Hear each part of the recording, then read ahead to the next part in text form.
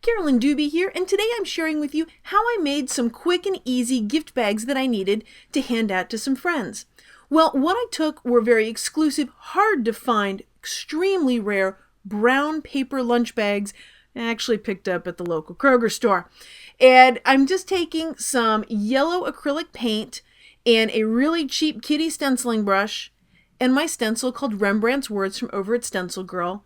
And I am just smearing and smushing paint in there. Paint will be imperfect here, but that's okay because this is like the bottom layer, so it doesn't matter. I don't need to spend a lot of time making it super perfect. And that's what the first layer looks like on the paper bag. Well, now that that first layer is all dry, I'm going to come in with pink and do a second layer, but I'm being very careful not to use the exact same section of the stencil, and I do not want anything to line up. Isn't that easy and handy? Because when I try to line stuff up, I always have a hard time. So this is perfect for me. Nothing should line up. And I'm going in there with paint again, and I am just smushing it around with no precision. And really, I just have no patience, and I want to do this quickly. I'm doing a whole handful of these things. I'm not showing you the whole assembly line of it because you've got the gist. If you see me do one bag, you get the idea of what it's going to look like on all the others. But just know that when you have paint out, it's very easy to make a whole bunch of these on the assembly line. So now I've got 2 layers of color on this. Now I'm going to come in for my third layer of color.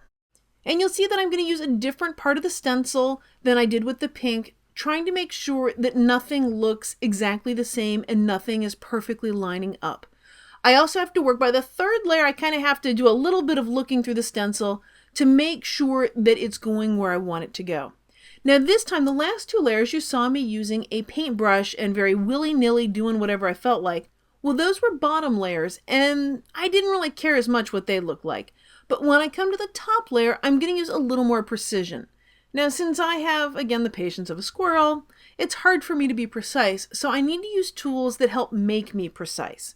And what I'm using there is a pan pastel sponge, and actually using it with paint and on stenciling, it does an amazing job. There is something about that sponge that really lets me be much more precise but yet still cover things quickly. So you can see here, I'm still making pretty good time in terms of how much I'm getting done, but I'm also being a little more precise. There's going to be less paint running under this one because it's going to be my very top layer.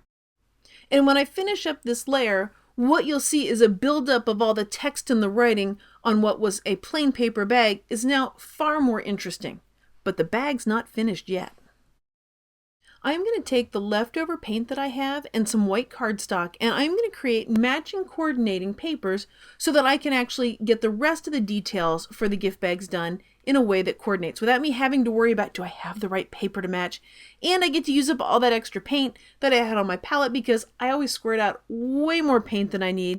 And once I'm all finished painting, I'm going to let both the bags and these papers dry before I go on to the next step.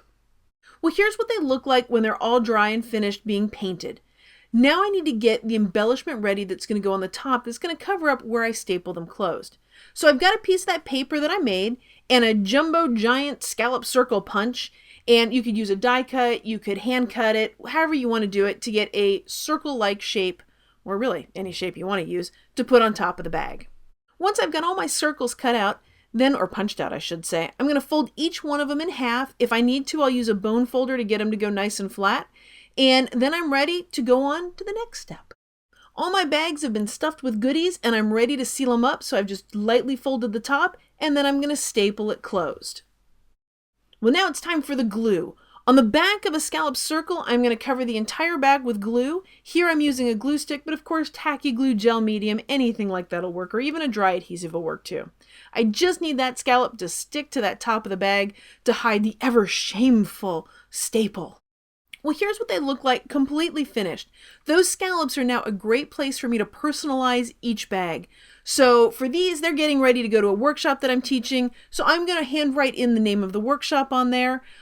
They also work great with people's names if you're giving them as a gift at a party or for favors. It gets to be whatever it is you need it to be.